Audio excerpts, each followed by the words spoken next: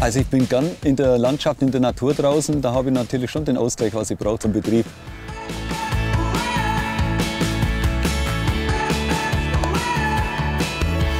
Ich möchte ein hohes Drehmoment, dass ich richtig steile Berge fahren kann.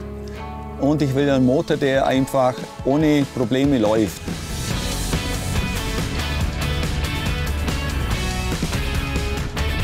Beim Radfahren bin ich in der Natur, da möchte ich die Umgebungsgeräusche haben und keine Getriebegeräusche vom Motor. Also ein Motor muss leise sein. Wir wollen mit unseren Partnern zusammen, mit unseren Kunden immer noch besser werden, damit die Leistungsfähigkeit und die Geräuscharmut immer wieder weiter perfektioniert werden.